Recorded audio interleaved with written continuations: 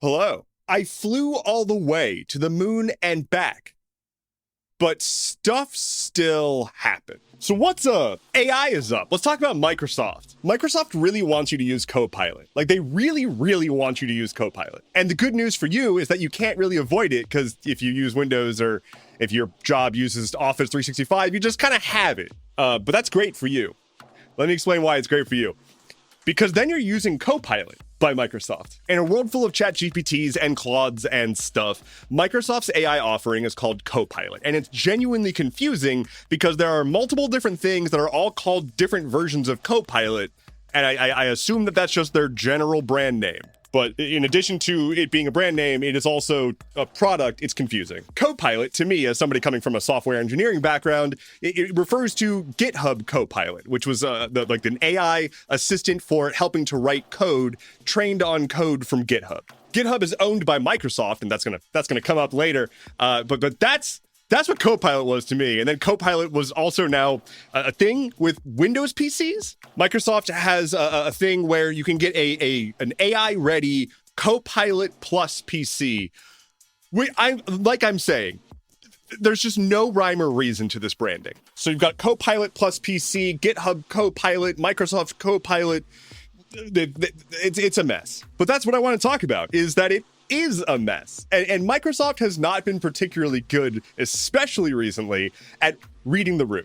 They have been on a generational tear of just L after L after L of just trying to cram in AI into everything. It very much seems like there's an order from the top that basically is like, hey, put AI into everything. And then we ended up with AI in Microsoft Paint and Notepad. The AI update to Notepad even added a vulnerability. And that's not even mentioning Recall, which is the feature that was announced a few years ago, where Windows is going to take a screenshot of everything you're doing on your computer to save it in a database for the AI to review later. When it was originally announced, basically every security researcher was like, this is an awful idea.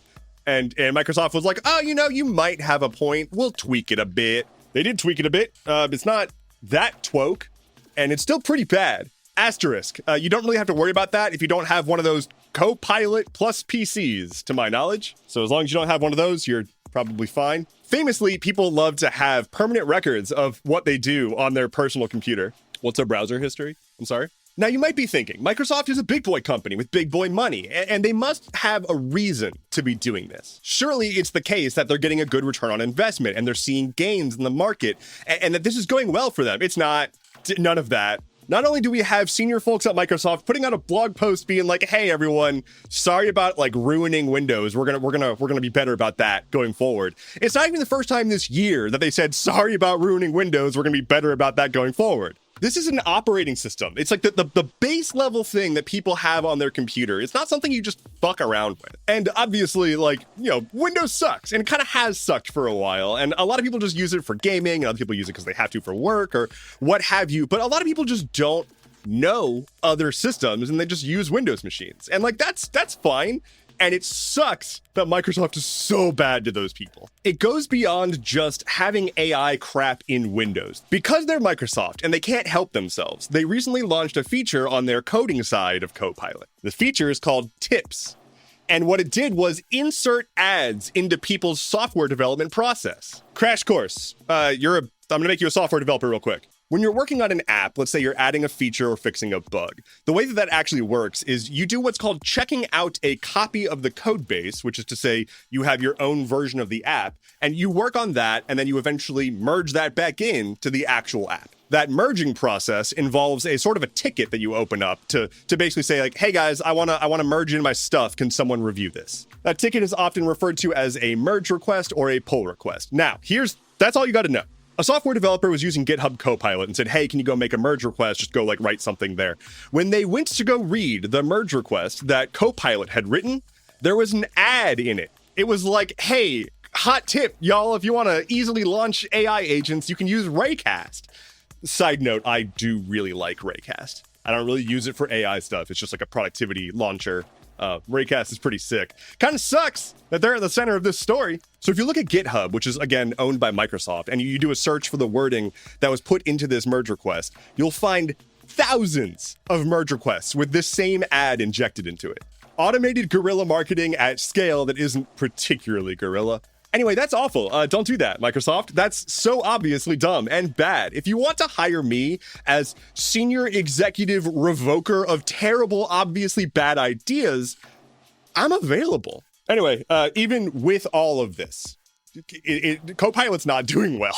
The adoption rate is abysmal and is probably mostly just people who have to use it because it's what their office is making them use. Adoption is around 2.5 to 3% of Windows users, and it's losing market share compared to other AI assistants like Google's Gemini, which I know exactly nothing about. I've never used it. Anyway, it's a skill issue because I annoy people to install certain software without having to be an artificial intelligence. Again, I'm available for hire. Hey, thank you so much for being here. If you like what I do and you want to help me keep this going and not filled with a bunch of dumb corporate sponsor stuff, you can head to isupport.dev where you'll find links to my Patreon, my Ko-Fi. There's a whole bunch of ways to support me, either monetarily or just commenting and sharing my stuff. Any kind of engagement really does help. So thank you again for being here. Let's move on. Let's talk about war. We're still doing it. We're still doing it. We are very much still at war with Iran, despite what our leadership wants to claim.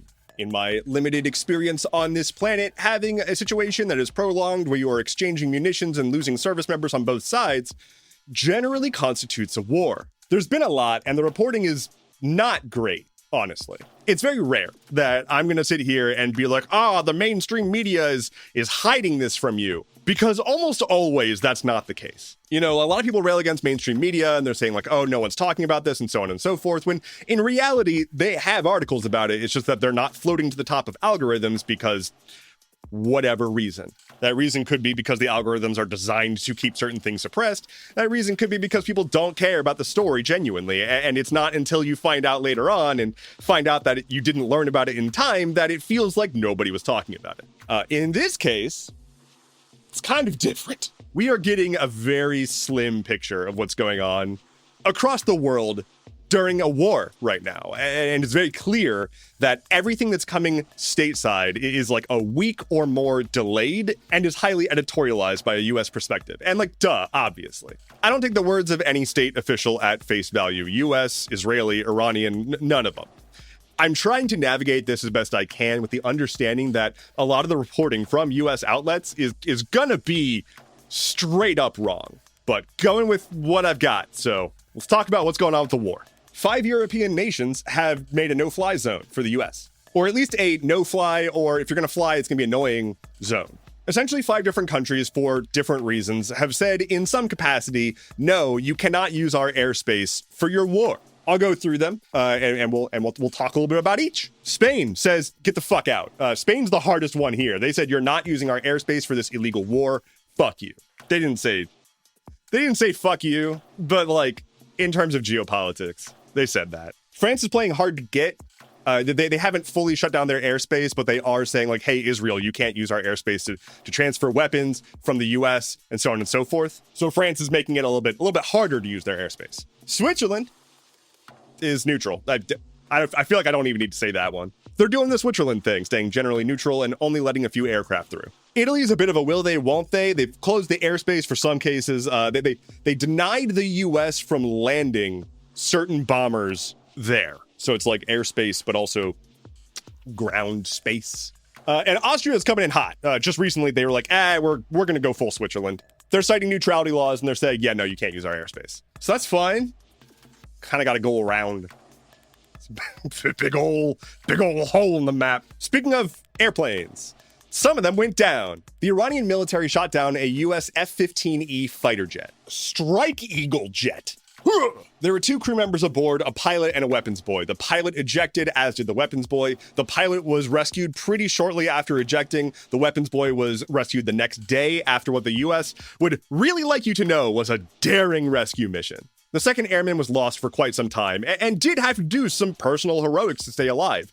Also, we're bombing the fuck out of that country right now. It's really hard to sit here and be like, oh, this is a wonderful, uplifting story that we rescued this service member. Because, like, why are they there in the first place? During the rescue mission, an A-10 Warthog, another aircraft, went down also. But the pilot ejected and is apparently safe. According to US officials, other aircraft just took light fire and there was otherwise just like minor wounds and everybody's back safe.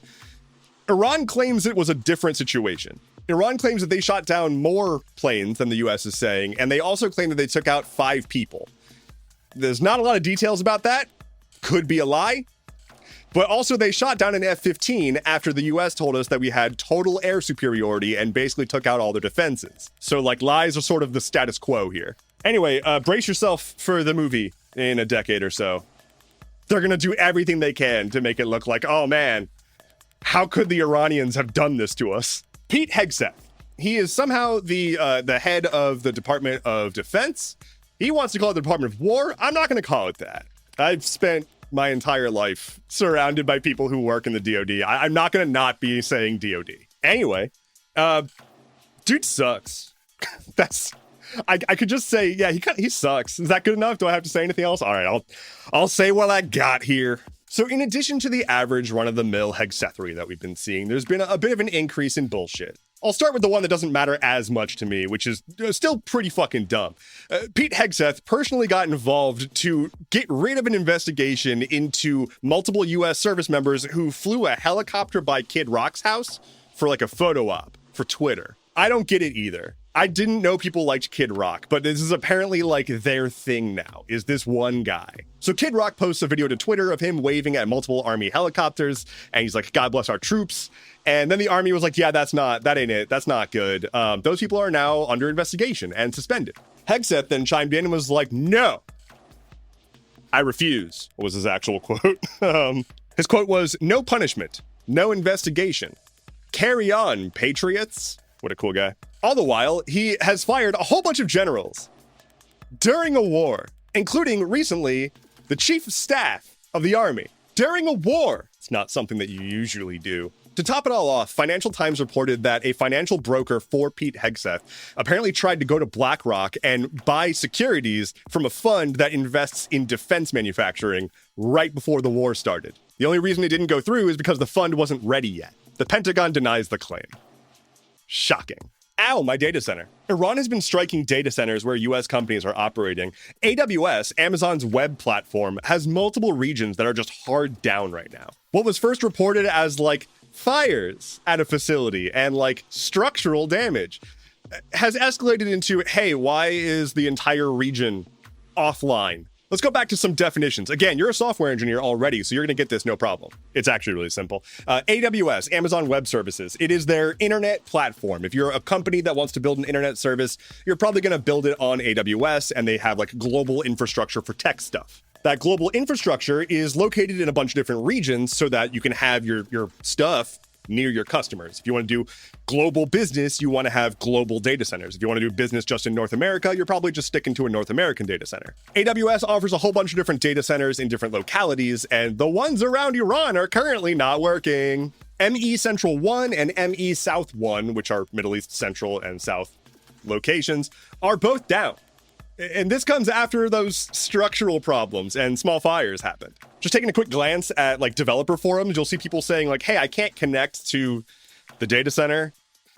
What's going on here? Amazon says that it's currently just down. There's not really a restoration timeline for it. So like if you had stuff running in these data centers, you're just up shit creek. But that's meaningful because Amazon is a defense contractor. Amazon has dedicated data regions for government utility. Amazon, Microsoft, Oracle, all these companies, they all provide support to the US military, either directly in hosting their systems or indirectly by way of offering them support. So genuinely, like, AWS data centers are objectively military targets. I'll end this story by saying that the White House is now saying that for the 2027 fiscal year, they want to cut non-defense spending by 10% and increase defense spending by $500 billion. All right. Better news. We went to the moon. We didn't go to the moon. We're going near the moon again. The Artemis 2 mission launched on the evening of April 1st. They went to the sky. They're going to go around the moon, come back, and sploosh back down by San Diego on April 10th. I am not in that spacecraft. The mission is interesting. They're just looping around the moon to basically be like, can we land on you later?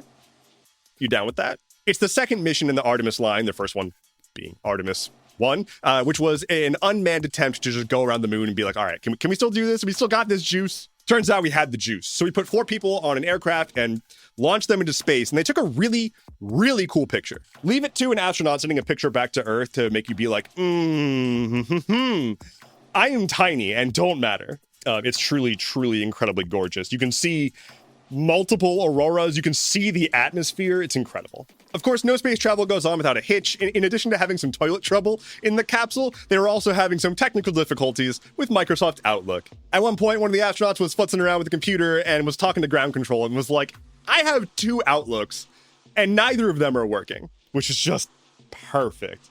Just chef kiss. So a big old good luck. Here are the crew members. You got Reed Wiseman, commander. You got Victor Glover, who's the pilot. Christina Koch is a mission specialist. And Jeremy Hansen is the good luck Canadian and also mission specialist. I want to note on the topic of space travel, I don't much care about the space travel part, personally. I mean, I played a lot of Destiny, so I'm kind of good with not going further out into space to see what's out there. But even if you're not somebody who just wants to see more space travel, this is actually a pretty good thing for humanity. In a way. The space shuttle and colonizing space, that's not what I'm talking about. These programs happen because countries want to do dick measuring contests and the ruling class wants to colonize more stuff. But if that's what it takes to get a bunch of money to go into research that produces some genuinely amazing shit, at least it's a silver lining. Aerospace engineering and research gets us a whole lot of stuff. Improvements in medical technology, improvements in refrigeration technology, improvements in desalination and water purification, all sorts of stuff. There are benefits outside of just going to space and like, that's cool. It sucks that it's also like kind of in the interests of bad people wanting to do bad things. Like they're just going to space because they want to mine it. That's basically it. But at least in the meantime, we have like better air conditioning. Lightning round. Oracle laid off 30,000 employees via email at 6 a.m. SpaceX is filing to go public. It may ultimately be one of the biggest IPOs in history. Australia has formally recognized the cultural significance of the infamous succulent Chinese meal Democracy Manifest video. Get your hand off my penis! The National Film and Sound Archive has officially preserved it. Gold is now the largest foreign reserve asset in the world, overtaking US treasuries. It probably doesn't mean anything. Thank you so much for listening to today's episode of Stuff Keeps Happening. Head to skh.news for sources, bonus content, and my review of my time on the moon the last time I was there. My name is Endeavorance. We'll talk again soon. Take care and be well.